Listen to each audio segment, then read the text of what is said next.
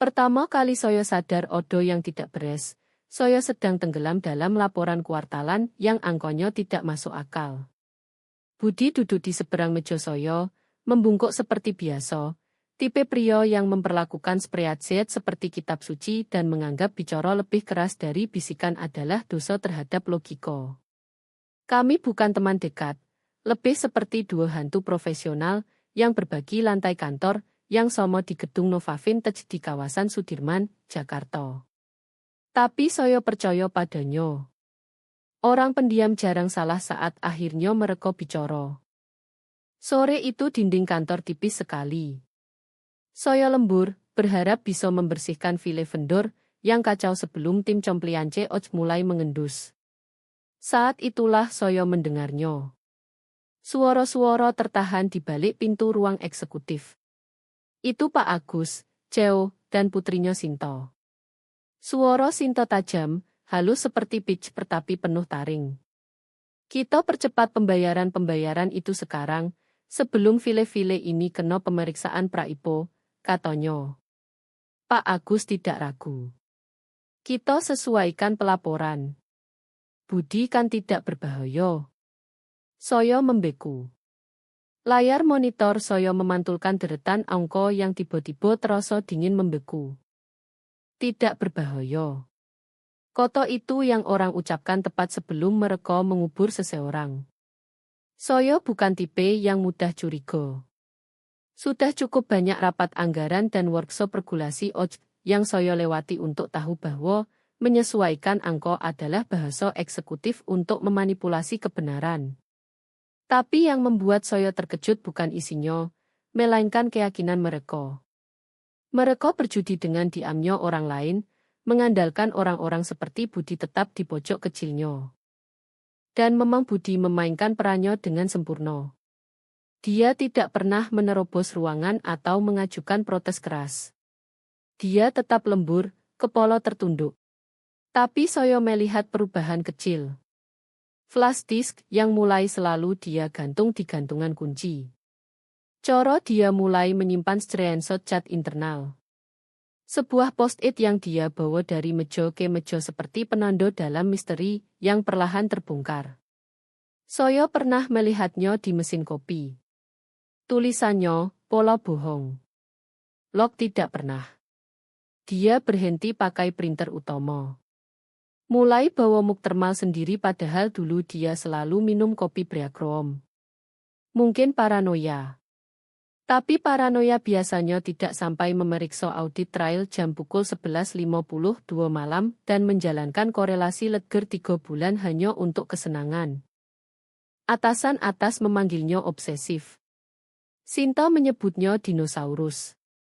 Sekali dalam rapat departemen, dia bercanda bahwa Budi masih percaya kwitansi itu untuk kejujuran, bukan untuk menutupi.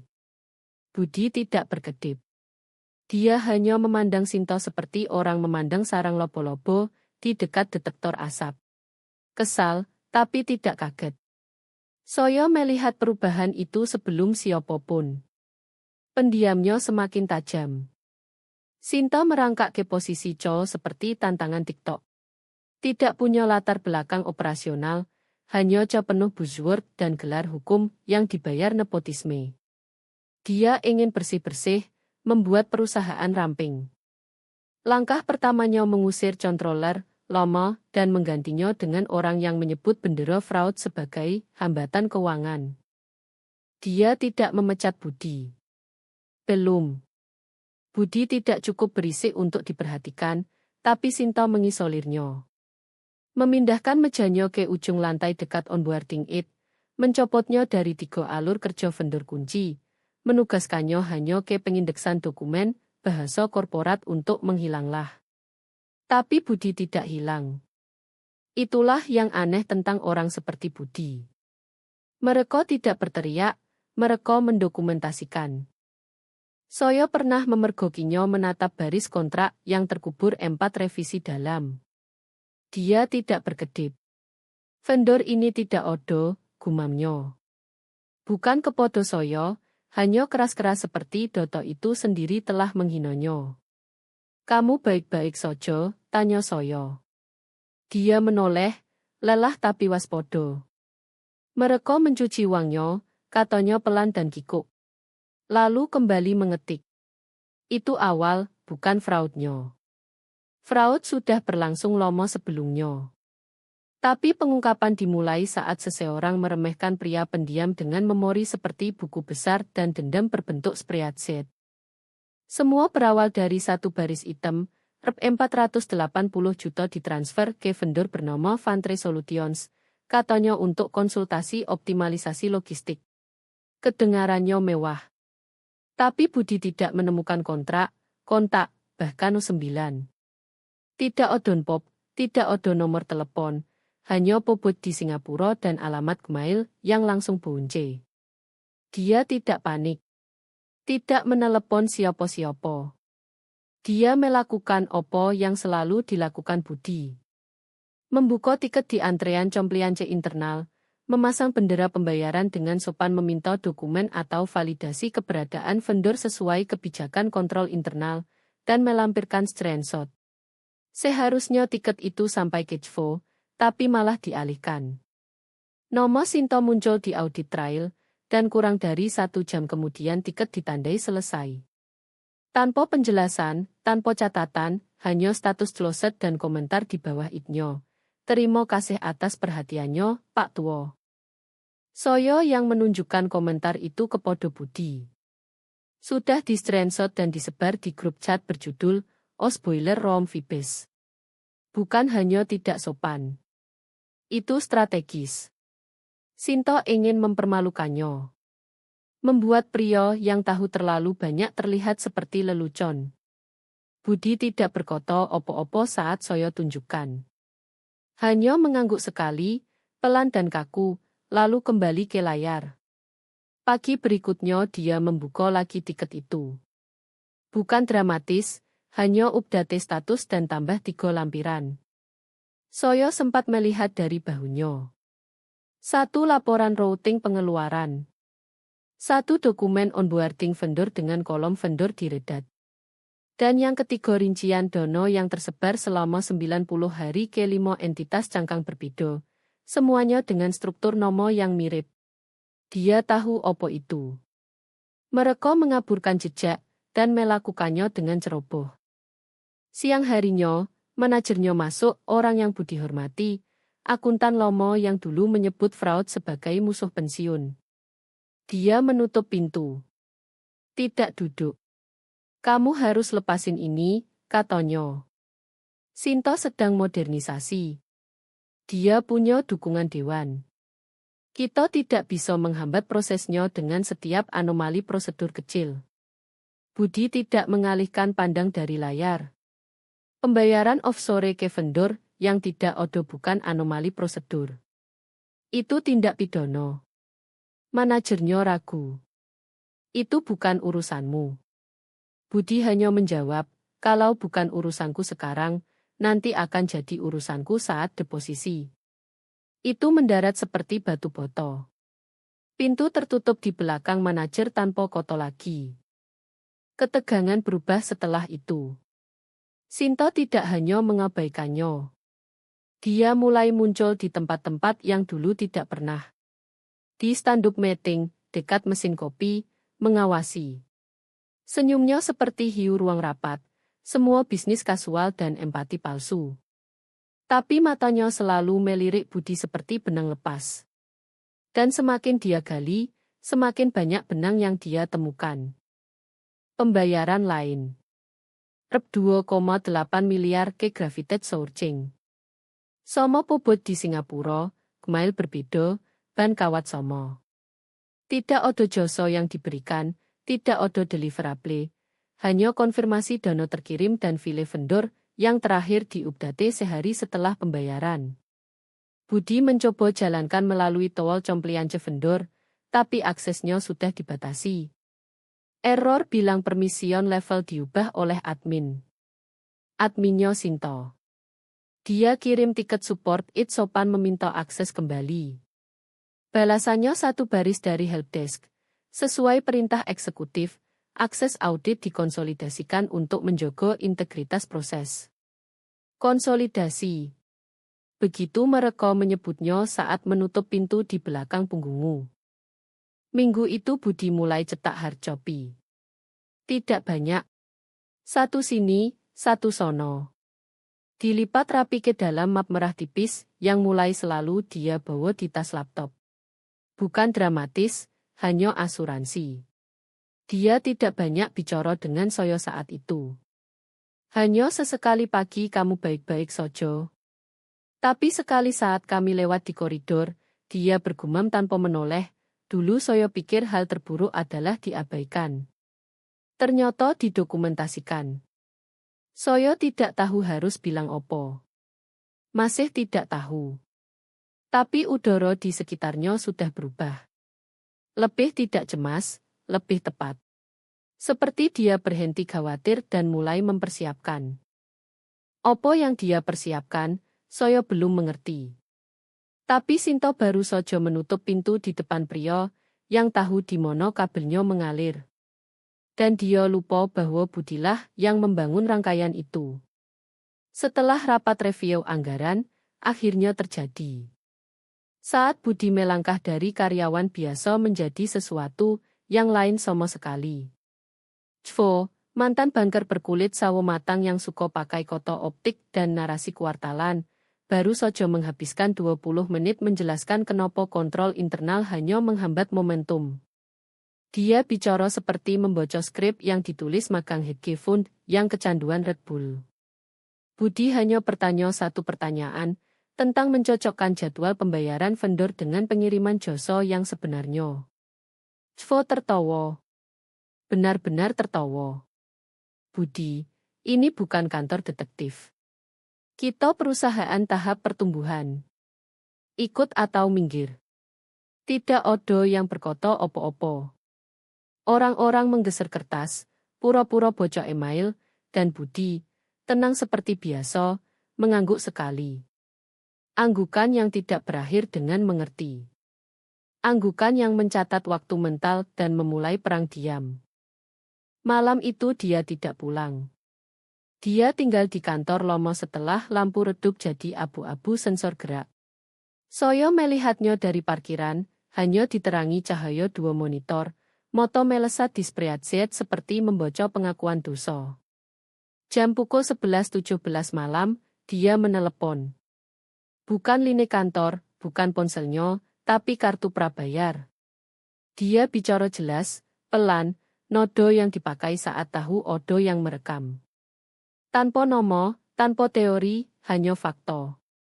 Soyo punya dokumentasi misrepresentasi keuangan oleh pejabat perusahaan menjelang penawaran umum perdana. Soyo ingin mengajukan pengaduan terlindungi sesuai Undang-Undang Perlindungan Saksi. Suara di ujung tidak tanya nomo, hanya beri nomor kasus, lalu portal upload, lalu diam. Dia tidak berhenti setelah itu. Hanya ganti gigi. Setiap invoice di atas rp 75 juta dicek ulang. Setiap slide yang sebut penyelarasan vendor disimpan. Dia copy seluruh log chat, ekspor audit trail, buat perbandingan CDP-CD versi file dengan timestamp digital. Orang bisa lihat dia sudah tidak bekerja untuk perusahaan lagi. Dia bekerja pada perusahaan. Semua disimpan di dua folder terenkripsi berlabel menu makan siang dan kebijakan kesehatan. Satu lokal, satu batku promote lewat akun Dropbox mati yang dia buat waktu kuliah untuk ngobrol sampah fantasi football. Di situlah paket kurasi dikirim. Metadata dihapus, diredat seperlunya, tapi beda dengan presisi. Seminggu kemudian dia dapat telepon balik. Suara di ujung milik wanita bernama Rino, penyidik lapangan. Dia tidak bilang dari mana, hanya bahwa dia sudah review paket dan punya pertanyaan lanjutan. Budi jadwalkan panggilan minggu malam, bilang dia sedang jalan di taman. Padahal dia di apartemennya, tirai ditutup, AirPods di telinga, tangan masih di keyboard. Dia ceritakan akses vendor yang diblokir, celah akuntansi mendadak. Persetujuan invoice retroaktif ditandatangani Suhid More beberapa jam setelah pengiriman jasa katanya. Dia tidak berspekulasi. Tidak menuduh. Dia mendokumentasikan. Rino tidak tanya bagaimana dia dapat file-file itu. Dia hanya tanya satu hal. Kamu merasa aman? Budi jawab, saya merasa bertanggung jawab. Sejak saat itu dia memakai beban itu seperti baju zirah. Tidak ada yang notice perbedaannya, tapi saya notice. Posturnya lebih tegak. Dia mulai jalan setiap hari tepat jam pukul 3.15. Jalur somo, termos kopi somo. Bukan rutinitas, itu kamuflase. Saya pernah lewat saat salah satu jalan itu dan bercanda, dia seperti tokoh novel moto-moto. Dia tidak tersenyum, hanya bilang, bukan genre yang saya tulis. Dia berhenti ajukan tiket setelah itu. Berhenti coba perbaiki. Mulai lacak. Percakapan, kelalaian, celah di notulen rapat. Persetujuan yang lolos tengah malam tanpa tanda tangan kedua. Hal-hal yang hanya orang dengan akses dan memori panjang bisa tangkap. Dia tidak bilang ke siapapun, bahkan saya. Tapi ada sesuatu dalam cara dia berjalan yang jelas. Apapun yang akan datang bukan tentang menyelamatkan perusahaan. Itu tentang menjaga kebenaran saat tembok runtuh. Dan cara mereka memotong sudut, pondasinya sudah retak. Sinta tidak mengumumkan pengawasan. Dia senjatai dengan senyum. Mulai kecil. Sistem keychart baru di pintu masuk.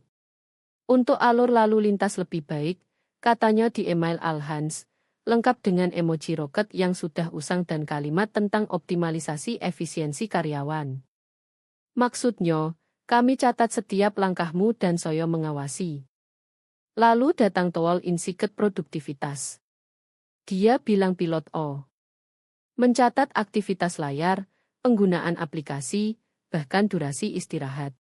Kebanyakan orang bercanda di slide. Budi tidak. Dia hanya buka spreadsheet dan mulai hitung berapa lama warning mouse idle muncul. Lalu cetak log itu dan lipat rapi ke map merah di tasnya. Minggu berikutnya Sinta pindahkan dia diam-diam, tanpa pengumuman, tanpa alasan, hanya update kalender yang memindahkannya keluar dari sistem keuangan ke meja pojok berdebu dekat audit inventaris. Di ujung lantai, terjepit antara kubikel kosong dan lemari arsip yang sudah tidak relevan sejak era SPI. Jabatan barunya, analis verifikasi aset. Dia bahkan tidak repot update signature email. Saat dia masuk Senin pagi, workstation lamanya sudah dihapus bersih. Laptop diremake, file desktop hilang, kursi ergonomis yang dia sesuaikan 3 tahun diganti kursi plastik yang berdecit setiap gerak. Dia tidak mengeluh, tidak bertanya. Duduk, buka laptop, dan lanjut. Saat itulah Sinta tingkatkan tekanan. Check-in mingguan yang dulu tidak pernah dia punya waktu. Kemunculan mendadak dekat mejanya, pura-pura lihat laporan sambil motoscan monitor. Dia bahkan mulai celegal podo email biasa yang Budi kirim ke departemen lain, lalu balas mari kita libatkan pengawasan untuk penyelarasan. Terjemahan, kami sedang membangun kasus terhadapmu. Senyum untuk kamera. Dan Budi, dia balas senyum. Bukan lebar, bukan palsu, hanya senyum dingin lelah yang diberikan podo orang yang pikir sudah menang. Setiap kali Sinta dorong, Budi semakin pendiam, semakin presisi, seperti bukan melawan tapi mengamati. Saya mulai lihat pola. Dia ambil istirahat makan siang panjang setiap Selasa, selalu pukul 12.40 sampai pukul 1.20. Bawa notes yang tidak pernah keluar tas. Laci mejanya terkunci, padahal orang lain di sisi itu tidak peduli. Sekali saya lewat di Priak Room saat Sinta sedang pidato palsu tentang budaya sebagai organisme hidup. Budi mengaduk kopi dengan satu tangan, scroll ponsel dengan tangan lain. Saya lihat sekilas. Syarat kontrak dari Gravitage, vendor rekening Singapura. Kamu masih lacak, bisik saya. Dia tidak menoleh, hanya jawab, cross reference tanggal joso. Mereka lupa palsukan di 2 kontrak. Hari somo, deliverable sama, dua vendor berbeda. Kulit saya dingin. Malam itu dia kirim file. Paket terenkripsi. Portal upload sama. Kali ini termasuk scan tanda tangan, inisial Sinta di 3 persetujuan dipercepat, dan 1 tanda tangan penuh yang tidak cocok dengan jejak digitalnya. Ceroboh, terburu-buru, seolah dia pikir tekanan yang dia berikan sedang berhasil. Pagi berikutnya Sinta panggil rapat tim mendadak, bilang kami akan coba workflow operasi baru, tapi sebenarnya artinya, dia sedang menggorok pengawasan compliance. Persetujuan akan disederhanakan. Checkpoint review, lomo budi dilewati. Dia bagikan slidedge, 1 halaman literally bilang percaya, lalu verifikasi dengan font ringan. Budi balik halaman, diam tapi saya lihat sudut bibirnya berkedut sesaat, seperti dia sudah tunggu Sinta ucapkan itu keras-keras. Dia sudah 10 langkah di depan. Sore harinya Sinta panggil dia di depan semua orang. Soal menghabiskan terlalu banyak waktu di tugas arsip. Budi mengangguk, setuju, bilang akan alihkan fokus. Lalu kembali ke meja, buka zip file berlabel redacted search, dan beri label baru eskalasi. Di dalamnya 3 email, 1 dari Sinta, 1 dari Jvo, 1 dari Legal. Semuanya merujuk pembayaran vendor yang menurut log timestamp yang Budi tarik seminggu lalu, bahkan belum diajukan. Sinta sedang memasang ulang narasi, membangun sejarah dengan lem kotor dan selotip murah. Dan Budi, masih pendiam, masih sopan, masih masuk tepat jam pukul 8.29 setiap pagi. Tapi sekarang setiap gerakan, setiap file yang dia akses, setiap catatan yang dia tulis, bukan untuk perusahaan. Untuk orang-orang yang mengawasi di balik firewall. Mereka pikir mereka menguburnya di ruang belakang dengan inventaris rusak dan Excel berdebu. Mereka tidak sadar dia sedang tanam bahan peledak di bawah kaki mereka. Data berlapis, timestamp, siap meledak. Terjadi pada hari Kamis. Langit cerah tanpa awan, cahaya matahari tersaring masuk ke ruang rapat. Salah satu tempat yang masih belum disentuh paranoia Sinta. Budi mulai pakai ruangan itu saat istirahat siang. Selalu booking diam-diam, selalu tirai setengah tertutup. Katanya membantu fokus saat update dokumentasi. Tidak ada yang curiga sampai Sinta curiga. Entah ada yang bocor atau egonya tidak tahan misteri lagi. Apapun, hari itu dia masuk saat Budi sedang ditelepon, diiringi 2 berblazer ketat dan senyum lebih ketat, siap pertunjukan. Budi tidak berkedip saat pintu terbuka. Hanya lihat ponsel, muteline, dan angkat muka seperti orang yang diganggu ringan saat janji dokter gigi. Kamu sedang bicara dengan siapa? Bentak Sinta, tangan terlipat. Rahang terkunci dengan amarah performatif, yang biasa dia simpan untuk follower LinkedIn dan rapat All-Hands. Budi tenang mengunci layar ponsel. Pihak eksternal. Moto Sinta berbinar.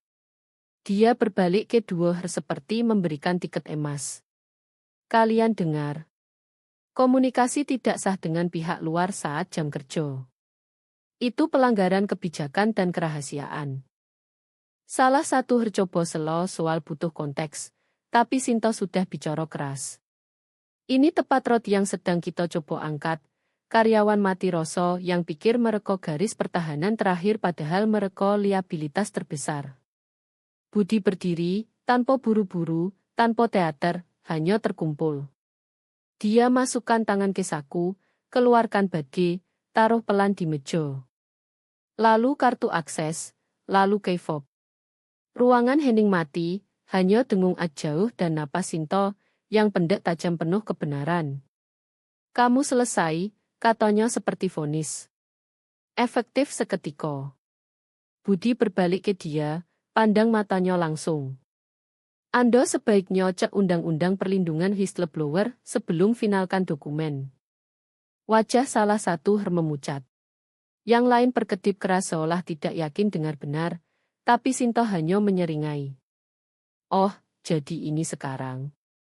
Kamu anggap diri informan federal. Jangan terlalu memuji diri, Budi. Kamu bocor. Saya potong jalurnya. Budi tidak debat, tidak koreksi, hanya tersenyum. Lengkungan kecil bibir yang presisi. Seperti senyum saat seseorang tanpa sadar memicu jebakannya sendiri.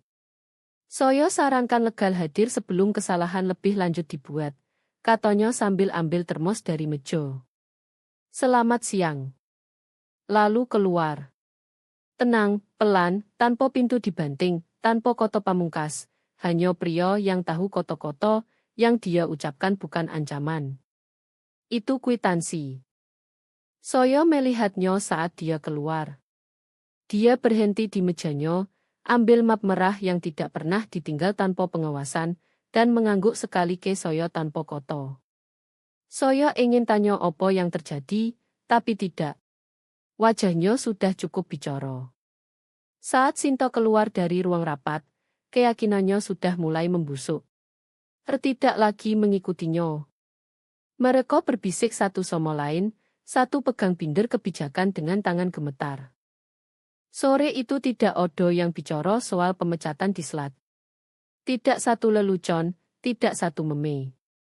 Bahkan kru operasional yang biasanya sinis pun diam tapi sekitar jam pukul 4.42. Kurir datang ke legal dengan amplop tertutup bertanda Departemen Kehakiman, tunggu, bukan, cres. Dan seseorang, tidak ada yang tahu siapa.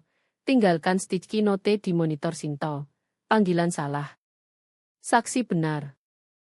Pagi berikutnya pemecatan Budi dimulai dengan kurir yang tidak dikenal.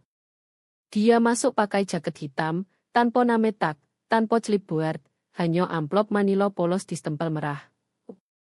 Pengiriman rahasia. Resepsionis membeku.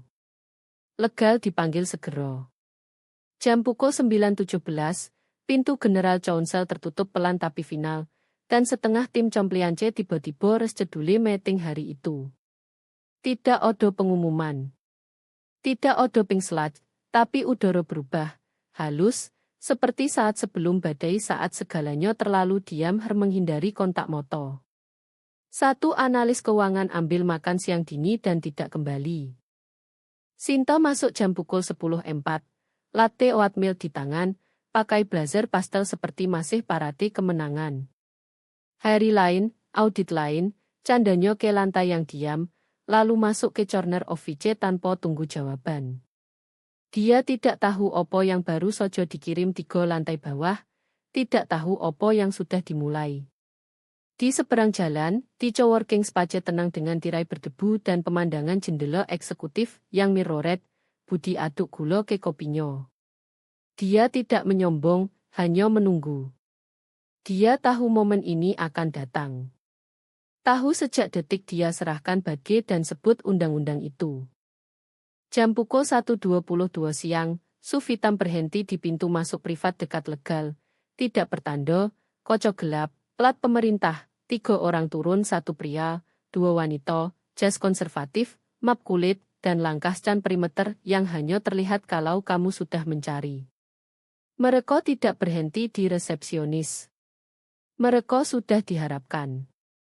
Jam pukul 1.26 mereka sudah di balik pintu tertutup dengan General Council. Tidak ada yang diundang lain, bahkan Chow. Gedung seperti menahan napas. Obrolan Slat melambat jadi tetesan. Sinto keluar sekitar jam 2, minta asistennya cari legal. Asisten bilang terlalu riang, mereka lagi meeting. Sinto angkat alis. Dengan siapa? Council luar, saya rasa. Asisten bohong. Bukan council luar. Itu api dalam. Dari tempatnya di jendela, Budi minum pelan. Map merah tergeletak di meja, belum dibuka lagi. Isinya sudah diserahkan, badkup sudah aman di 3 tempat berbeda. Ponselnya mati, laptop tidak dicolok. Dia tidak perlu lakukan opo-opo lagi. Sudah dilakukan semuanya.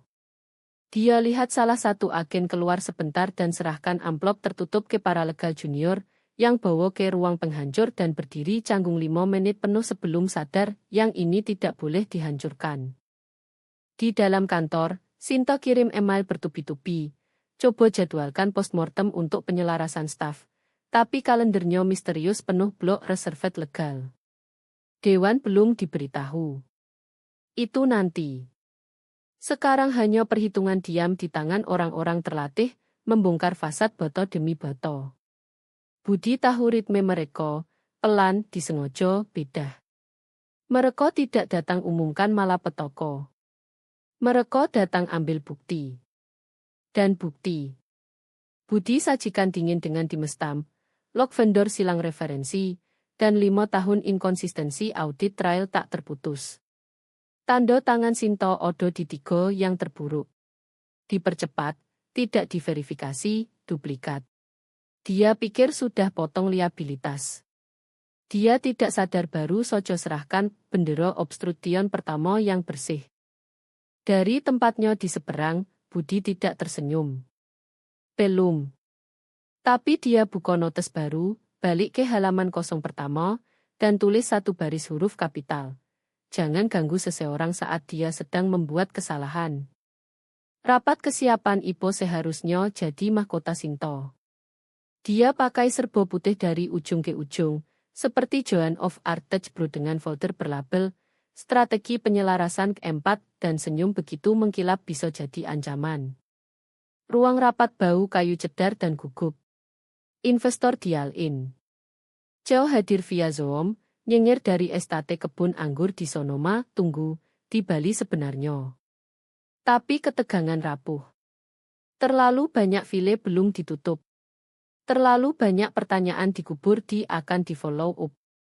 Kehadiran Budi menggantung seperti hantu dengan dokumentasi sempurna.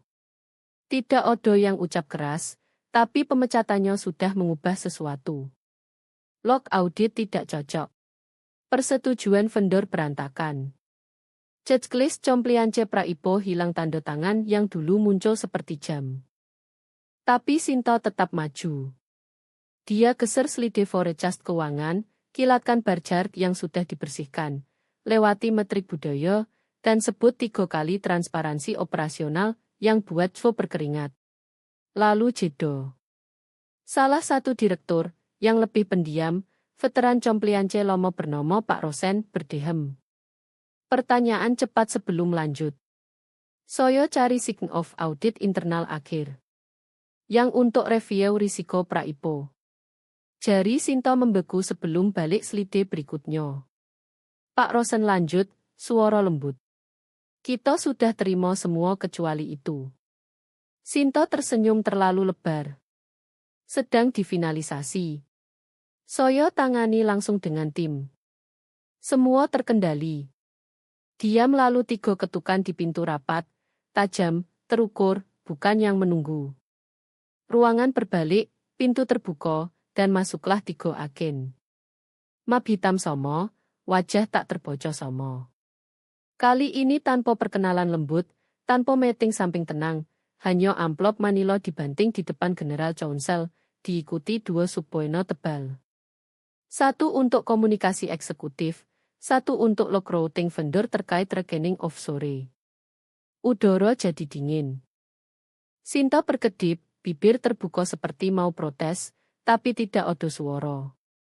Agen utama berbalik ke kepala meja. Rapat ini sekarang berada di bawah review federal, maksudnya. Kami minta semua perangkat eksternal dimatikan dan diletakkan layar bawah di meja. Tidak ada yang gerak. Wajah Cao di Zoom membeku. Maaf, ini opo? Agen tidak bahkan lihat dia. Dia lihat Sinta. Kami punya alasan percaya whistleblower yang dilindungi undang-undang dipecat melanggar statuta federal. Kami juga mengejar bukti misrepresentasi keuangan menjelang peristiwa sekuritas. Pak Rosen pelan tutup binder. Sinta, katanya pelan. Kamu pecat petugas compliance yang memasang bendera ini. Sinta telan ludah. Dia tidak pernah ajukan laporan formal. Kamu tidak butuh, kata General Counsel, menatap amplop. Log aksesnya sudah cukup. Dia catat bendera merah selama berminggu-minggu. Anggota dewan lain, yang lebih muda, rompi Patagonia dan rambut disisir ke belakang, geleng kepala tak percaya. Kamu bilang sudah ditangani. Suara Sinta pecah. Sudah. Dia liar, download file, bicara dengan orang luar. Orang luar seperti pemerintah, tanya Pak Rosen datar. Karena itu aktivitas terlindungi. Kamu baru saja seret perusahaan ini ke kasus obstruction pidana sebelum pel-ipo dibunyikan. Di luar dinding kaca ruang rapat, orang-orang berhenti gerak. Asisten, eksekutif, bahkan barista longe eksekutif berdiri beku, menonton seperti figuran dalam drama pengadilan yang tidak siap. Sinta pandang tangannya. Blazernya tiba-tiba seperti kostum bukan baju zirah. Suaranya turun jadi bisik. Saya pikir dia hanya pegawai akuntansi biasa. Agen utama balas hampir lembut, dia memang begitu sampai kamu buat dia jadi yang lain. Dan dari seberang jalan, Budi menonton semuanya terbuka. Tenang, tidak bergerak, map merah tertutup di sampingnya. Dia masih belum tersenyum, tapi dia ambil ponsel dan foto lewat kaca. Hanya satu, bukti bahwa perhitungan akhirnya tiba. Keheningan setelah Suboeno mendarat adalah jenis yang mengatur ulang karir. Tidak ada batuk, tidak ada balik halaman, hanya oksigen menipis sementara setiap anggota dewan menatap Sinta seperti menunggu bagian mono yang retak duluan. General Chauncel yang pecah keheningan. Dia geser amplop lebih dekat, keluarkan satu halaman brief, dan bocok keras dengan tenang seperti bocok menu makan siang. Di bawah perlindungan saksi dan korban serta regulasi OJ, memecat whistleblower yang dilindungi merupakan obstruction of justice. Jika dilakukan terkait investigasi sekuritas, tindakan menjadi pidana di bawah yurisdiksi OJ dan dia tidak angkat suara. Tidak perlu. Koto-koto menghantam seperti jam yang berdetak di bawah air. Sinta membeku. Jarinya mencengkeram sandaran kursi begitu kuat sampai buku jarinya putih. Dia tidak pernah bilang dia ajukan apapun, gumamnya. Tidak ada keluhan formal. Dia hanya mengorek-ngorek, ikut campur. Agen tidak berkedip. Dia ikuti protokol, hubungi kanal yang tepat, dokumentasikan anomali, jaga rantai kustodi bersih untuk setiap file. Sistem internal ondo verifikasi ini. Suara Chow akhirnya pecah lewat ruangan seperti kaca rapuh. Kamu pecat dia. Bibir Sinta terbuka. Dia hanya staf mid-level. Dia bukan vital. Pak Rosen tidak lihat dia. Dia lihat binder di depannya. Staf mid-level itu punya dokumentasi forensik lebih baik daripada seluruh departemen compliance kamu. Koto-koto menggantung. Tidak ada yang bela dia. Cheo sandar ke kursi seperti orang yang baru sadar sekoci bocor. Maksudmu, katanya rendah dan tegang, sementara kamu berlagak soal poin budaya dan memotong deat wicket, kamu justru serahkan kasus obstruction yang langsung terikat ke filing compliance praipo kita. Tidak ada jawaban. Seseorang di lini investor mute diri, mungkin mulai damake control. Tapi sudah terlambat karena kerusakan bukan teori lagi. Sudah punya nama, file, timeline, dan semuanya dimulai dari Budi. Pria yang Sinta sebut Pak Tua di komentar tiket. Pria yang dia pindah ke meja pojok dan bebankan logging inventaris. Pria yang tidak pernah angkat suara, tidak pernah buat scene, dan tidak pernah lupa satu tanda tangan pun. Dan sekarang setiap kontrak yang dia bendera sedang ditarik untuk review. Setiap audit trail yang dia susun sudah distampel waktu dan disimpan. Setiap pesan, setiap persetujuan, setiap transaksi percaya saja padaku, yang lewat tanpa pengawasan punya bayangan digital, yang Budi salin diam-diam dan serahkan dalam rangkap 3. Dia bukan marah. Bukan dendam. Dia tepat. Orang-orang Somo yang abaikan permintaan aksesnya, yang tertawa atas obsesi Excelnya dan ejek kebiasaan cetak badkup kalau-kalau, sekarang menatap review yang sepenuhnya dibangun dari paranoia telitinya. Dari jendelanya di seberang, Budi bisa lihat pantulan Sinta di dinding kaca ruang rapat, kecil, kaku, terurai. Tangannya gerak seperti mau bicara, lalu berhenti. Tidak ada yang bisa dia katakan sekarang yang penting. Ruangan bukan miliknya lagi. Milik konsekuensi. Dia sandar ke kursi. Tidak ada tinju kemenangan, tidak ada anggukan sombong, hanya keheningan, seperti orang yang akhirnya letakkan beban yang dibawa terlalu lama. Dia tidak mau jabatannya. Tidak mau balas dendam. Dia hanya mau kebenaran lebih keras daripada politik. Dan sekarang sudah memeakkan. Pesan masuk jam pukul 7.46 pagi. Nomor diblokir, tapi suaranya tak salah lagi. Pengacara pribadi jauh, halus, terlatih terdengar peduli. Budi, saya harap pesan ini menemukanmu dalam keadaan baik. Kami berharap kamu terbuka untuk konsultasi, membantu kami bersihkan ini. Pengetahuanmu tentang sistem internal bisa sangat berharga di fase berikutnya. Jeda panjang, lalu desah pelan. Kami paham ada yang salah tangani, tapi kami ingin maju dengan bijaksana. Budi dengar sekali. Tidak ada reaksi, tidak angkat alis, hanya keheningan biasa seperti sedang timbang bobot keputusasaan orang lain. Lalu hapus. Di seberang jalan, lewat kaca tinted lobi eksekutif, dia lihat adegan akhir terbuka. Dua petugas keamanan mengapit Sinta saat dia berdiri kaku di blazer putih yang dulu sempurna, sekarang kusut seperti kostum di akhir audisi gagal. Tangannya terlipat, tapi wajahnya bilang segalanya. Dia bukan bingung. Bukan marah. Dia kalah. Tidak ada teriakan, tidak ada kobar, hanya satu amplop di tangan dan jalan pelan ke lift.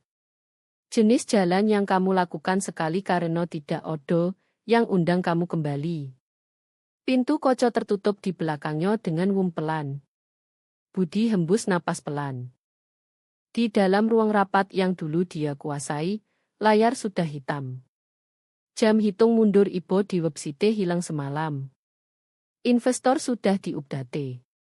Frasa yang beredar di kantor sekarang ditunda tanpa batas waktu. Tapi kebenaran, Ibo mati. Bukan karena kondisi pasar, bukan karena salah kelola, karena arogansi, karena keyakinan bahwa orang pendiam bisa dikendalikan, bahwa staf mid-level hanya latar belakang, bahwa compliance opsional sampai seseorang panggil. Budi berbalik dari jendela. Di mejanya ada satu sticky note tepat di kiri tengah, tempat dia selalu taruh mukopi.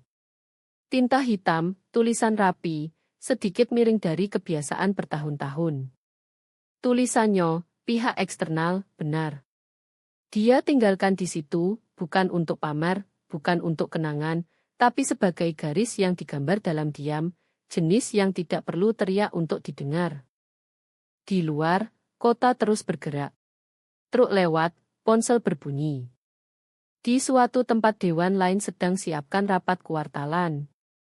Tapi di dalam kantor itu, kantor mereka, ketidakhadirannya lebih keras daripada protes apapun yang bisa dia buat.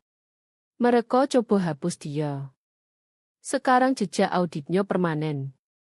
Pria terkecil di ruangan jadi gemo paling keras di ruang rapat, dan dia tidak pernah angkat suara.